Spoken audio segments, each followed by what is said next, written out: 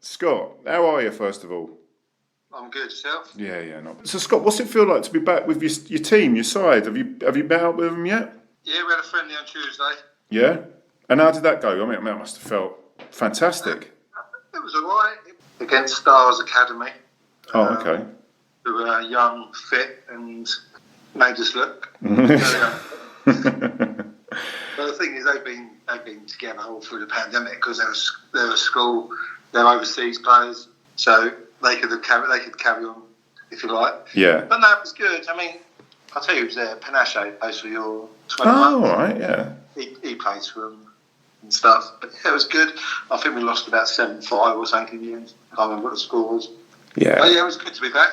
Yeah. I mean, have you kept the majority of the team together? I mean, it must be difficult.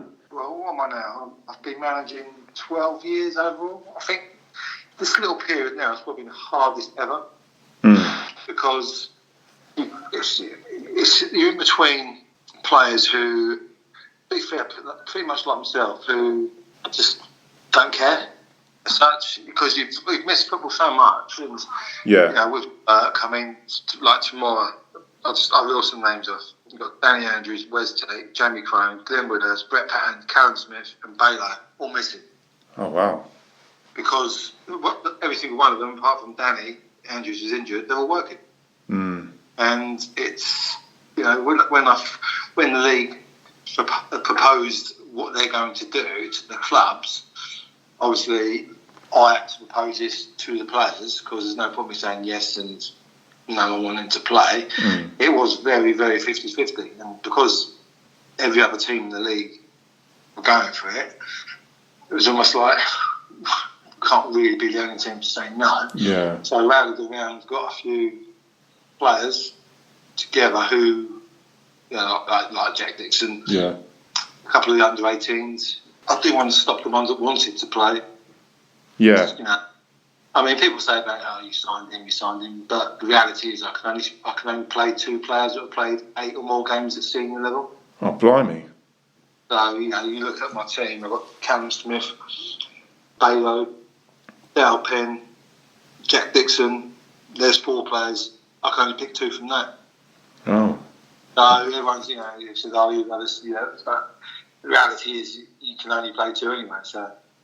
Oh, okay. So it's been hard to get, it's very hard to get a squad this weekend because we've got games Saturday and Monday. We start tomorrow away at Sporting Linfield. I've got a side and Monday I'm hoping I've got a side, but we haven't played for so long. God knows what they're going to feel like Sunday morning, and then play again Monday. But then bit creaky. Yeah, it's going to be. It is what it is. I'm surprised the league have put the league title on it. Now, that's what I was going to ask you, mate, because I have been keeping up with some of the stuff going on, but I was going to say, so there is in this mini league, if you win it, you've got the title. Yeah, they divided the league into two. The top 7 and bottom 7 by points per game. And then we was going to start on 0 points everyone, and then the league last week decided they're going to do points per game as well. So we start 2 points behind Sidley. Yeah. I find it a little bit unfair, not so much on us, but on like Sporting Linfield and Willingdon, who have got, even if they won every game, I think they would struggle to win the league. Yeah. It's, the only thing that I think the integrity of it might struggle with, say for argument's sake, a team loses maybe the first 2-3 games, are they going to show up for them? Yeah. I don't know. I just think they would, but we've seen it before at this level of football where I don't know. But the league itself, I think we had 16 league games left when it was shut. I think we was 4 points behind Sidley with still to play. So if we were looking at a way of winning the league, I suppose we're probably in a better situation because it's actually in our hands now. Yeah. Where before we would have needed Sidley to drop points elsewhere. I don't know, but then if I'm honest with you, we just want to play football. Yeah, I was going to say. It's not about winning the league. It's just about trying to get back to normality. Yeah, I think everyone's. I mean, officially, well, I know from the fans' point of view, we want to get back out there supporting our teams and that. And I'm sure once the gates are open properly at Hollington, you're going to get a bumper crowd. I mean, when is that? When's the first week that officially you can have people in? I think it's the 12th, which if it is, I think it's only, we're only about to have one game, which would be our last game of the season. Well, it could all matter then, couldn't it? That'd be lovely, wouldn't it? That'd be nice, yeah. I mean, like I said before, I said people on social media, we can't actually stop people coming into the ground. Yeah, I know, that's not for you. Yeah, I mean, that's not for you. What that goes on. I mean, some of these rules are ridiculous. United. Hastings, it's Hastings ground. They've got gates, they can lock it up.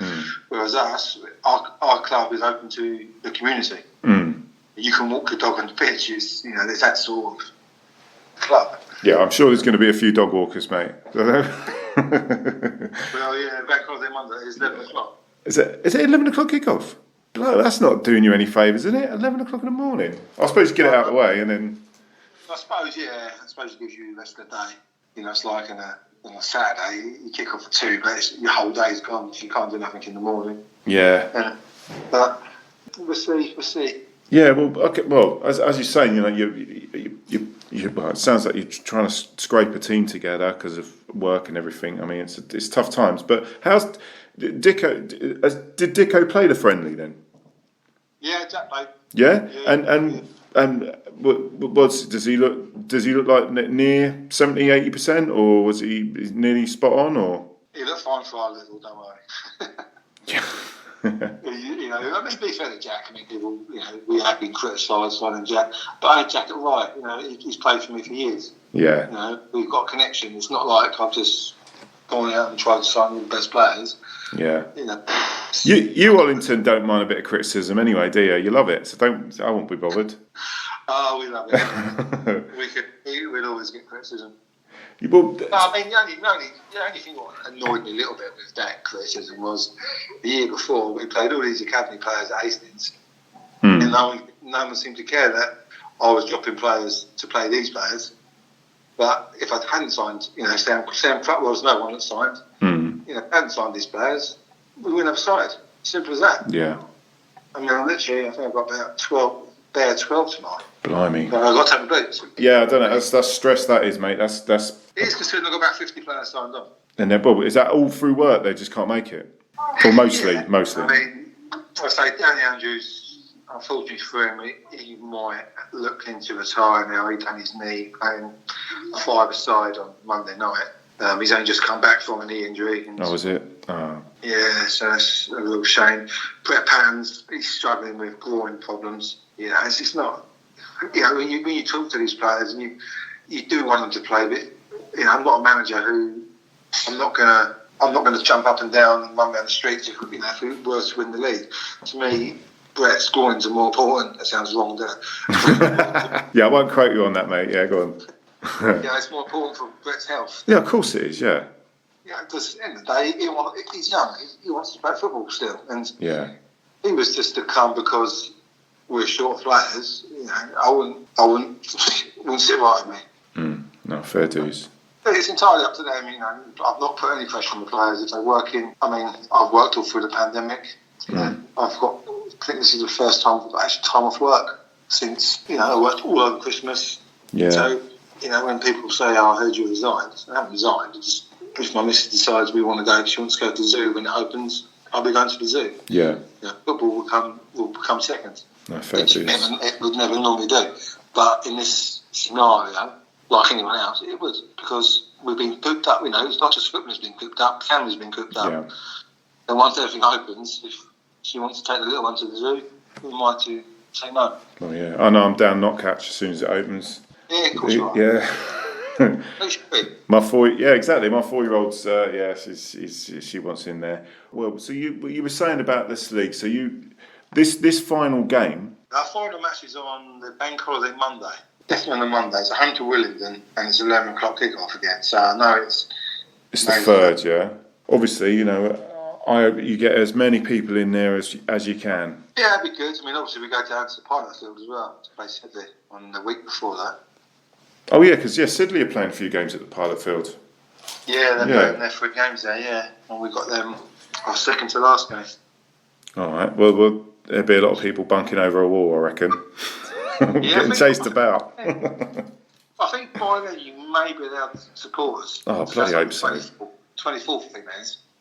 I know, it's ridiculous, mate. I mean, anything else, Scott, you want to say? Because, I mean, one of the things I wanted to mention was because I see a lot of stuff that you put up on the, I don't know if it's yourself or whoever runs the Hollington social media, that you get involved in a lot of good causes. So is there anyone that you want to mention or shout out, you know, in terms of all, because you are involved with quite a lot of stuff locally? To be fair, I mean, it's something, like I said before, the area in Hollington is a very unique area. You know, people, if you're from Hollington, it's a wonderful place. If you're not from Hollington, you think, what the hell is this place?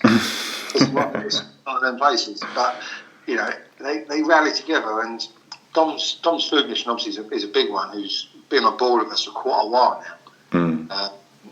He now uses the football club to feed people from his van. At the moment, because of the pandemic, he doesn't use the clubhouse. So he parks a couple of his vans up in the clubhouse, and you know, he gets over 60 families, feeds over 60 families in the area. And I think it's going to get bigger and bigger because, I mean, hopefully I've never been in that position, but I can imagine a lot of people a little bit proud to do it. Yeah. I think once they get wind where, you know, no one gets judged, no one gets asked, you know, do you really need it? People just turn up. He gives them whatever they need, and then once the pandemic's over, you know, we're in talks with him coming into the building and using it to cook as well for people. Oh, nice. The homeless. And I think the council will be involved as well, because it's just, there's more, you know, we're not, people, you know, although we are arguably the second biggest club in the town, you know, we're never going to be in the situation what Hastings are, where, you know, people compare us unfairly to both clubs. You know, Hastings are a business. They're looking to, you know, I imagine, you know, looking to get to at least national south, if not further. And they should do, especially the size of the town and the size of the club. Whereas we, you know, we're just trying to, we want to move up, of course we do, but at the moment, with the ground, it's, you know, we're a long way from anything. So, you know, what we can do is help the community and keep, you know, trying to keep kids off the streets, etc. With free football as well, which we do in the summer. You know, all the time we can do things like that, we will. When's that starting up again then, that summer football, Scott? That will be down to, it's all up in the air at the moment because we use Hornshire. Yeah. The youth sector will use Hornshire, and it's a great facility down there. But obviously cricket's back now, and from what I'm hearing, I think Hornshire is getting knocked down next year or the year after. Oh, is it? Yeah, this is the problem with, you know, we spoke about before with the facilities in the town.